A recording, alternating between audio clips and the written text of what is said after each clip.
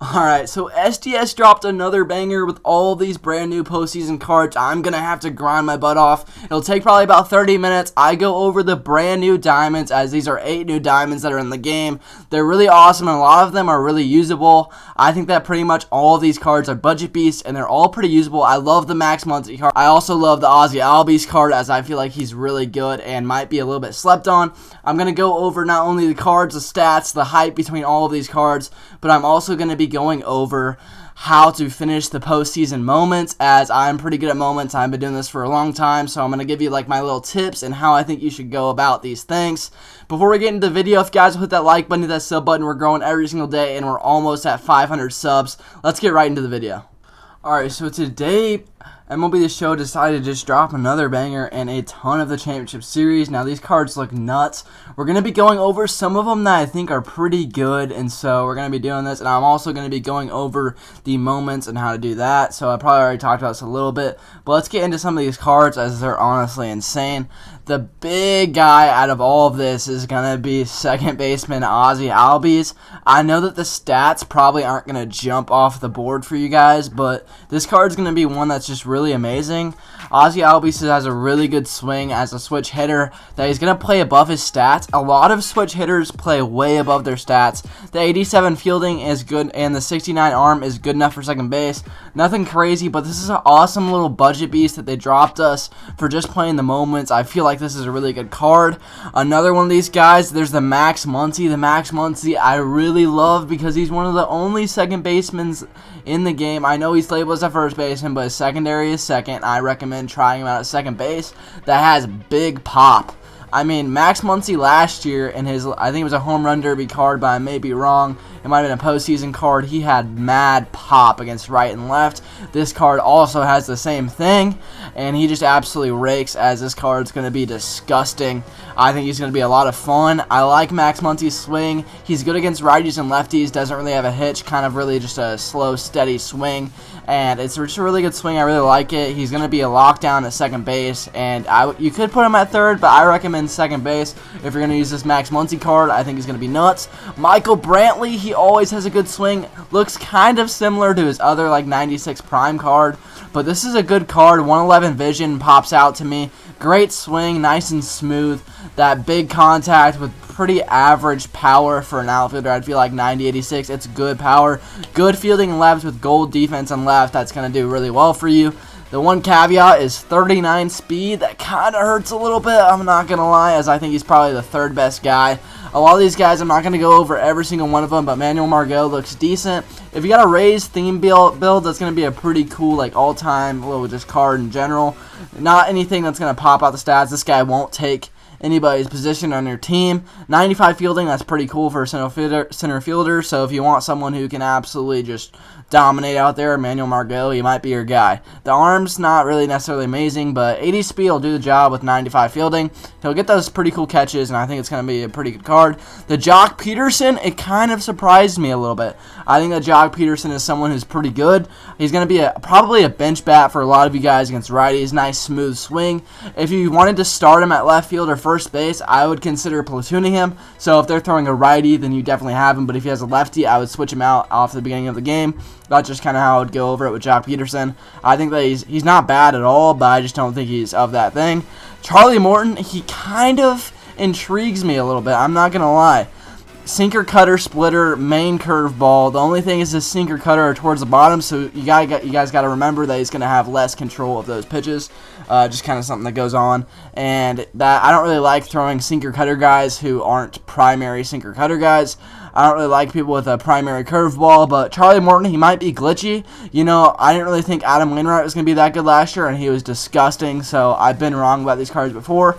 I'm going to try him out. I'll see if he's okay after I do these moments, but nothing really crazy. You know, if you look at some of these other guys like Bryce Wilson, I think that's okay. I definitely would rather throw the Charlie Morton over this Bryce Wilson. Although Bryce Wilson, he didn't do really anything bad, I just feel like pitch mix, not really anything. Nothing's going to overpower you. Four seam looks a lot like the sinker, which is a no-no. And I feel like his slider, changeup, curveball speeds are okay, but nothing really just stands out to you. Wouldn't necessarily use this guy. Would consider selling him. You guys got to keep in mind that Coming up is going to be that World Series like collection and program. I have a hunch that these are going to be really necessary whenever the event comes out, and you're going to need kind of stuff like that to get a really high card. So honestly, guys, if you want to hold on to these guys or you want to stack up on them, I recommend it. They're probably going to do something with them. I can definitely see that. You go up and look at some of the other guys. I don't really think that they're anything special, but I really like these 8 cards that they dropped. I think that they're pretty cool. Now we're going to go over the moments and kind of how to finish them. I did this with my last one. I finished all the moments, and I will be doing the championship moments literally after this. So they don't usually take too much time, probably about 30 to 45 minutes of your time. If you want to sell these cards again, you can probably make about 100K doing it, which I also recommend. That's not really bad at all. I'm also super hyped for this World Series event coming out soon. I'm a big event guy, and I know that's going to be huge. I just got Gossage, as you guys know. If you look at my latest videos, then you'll know that I got the 99 Goose Gossage. He's an absolute animal. I'm excited to see who they drop in this new World Series event because he could be someone who's really good. I love having events that have the cards that are so good because those cards are worth a lot of stubs. If I don't want Gossage down the line, I can sell them for about 500K and take my stubs and go the other day, but kind of just going to go over this.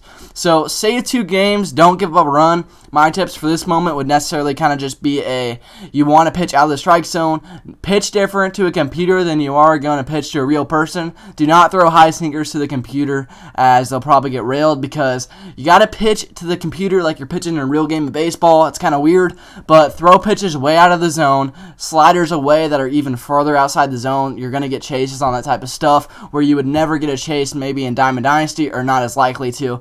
I recommend a lot of four-seam fastballs and then playing fastball and then throw a changeup after that. It usually makes them look silly, so you should be able to do this one not too hard. These are on veteran. Tally 9 hits, hit a home run in 7 games. One thing that I would do is until you hit your home run, I would power swing. That's just kind of my goal. I feel like it works a little bit better. That's what I do. And then after that, I would just normal swing. The power swing will make you just get better swings in general. You'll probably just hit a bomb a lot easier. You'll get home runs on balls that you wouldn't necessarily do it, especially on veteran difficulty. That's how I go, and that's how I recommend doing it. The 15 total bases, I recommend just normal swinging for that. Kind of just playing gap to gap. Don't really just try to take giant, huge swings because the home runs, they'll all come. Just get the PCI near the baseball. It doesn't have to be absolutely perfect, but you're probably going to get base hits anyways because it's veteran difficulty. You got 7 games to get 15 total bases. That shouldn't be too hard. One thing that I would recommend is if you're really struggling and you're just trying to hit the ball out of the ball, I would consider maybe even going to the normal swing or trying power swinging if you're not getting enough bases and you're just hitting singles. Try varying it, but usually what I do is normal swing for this. I feel like it'll work really well.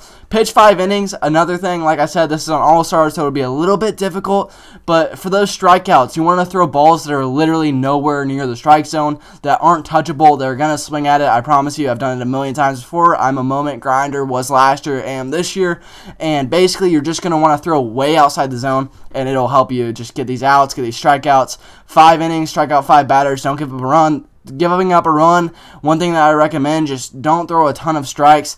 Get ahead, yes, but whenever you're in those put-away counts, this is what I'm talking about. Throw pitches out of the zone, get strikeouts, get weak contact. They're going to swing at it. Pitch 6 innings, another thing. Don't give up 2 hits.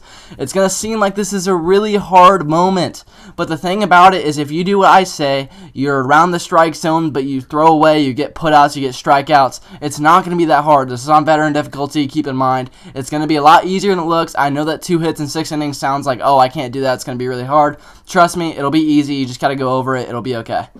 Tally 9 hits, 3 extra base hits. I consider power swinging on this one. That's what I'm going to be doing because the 3 extra base hits can kind of go up on you. The 9 hits, if you have 3 extra base hits by like your second game, which is what I usually do, first 2 games I'd probably power swing and then I'll probably normal swing after that to just get those nice easy hits.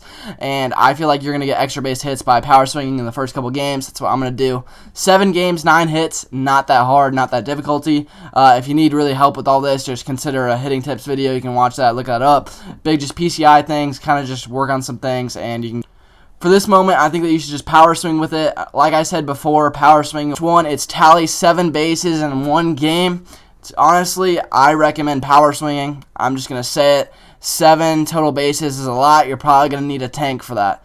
Unless you're hitting doubles in the gap every single time, power swing is probably going to be your best bet on this moment. And that's how I think you guys are going to finish the postseason moments. That's kind of my tips. That's kind of how I would go through all these type of things. And that's what I would do.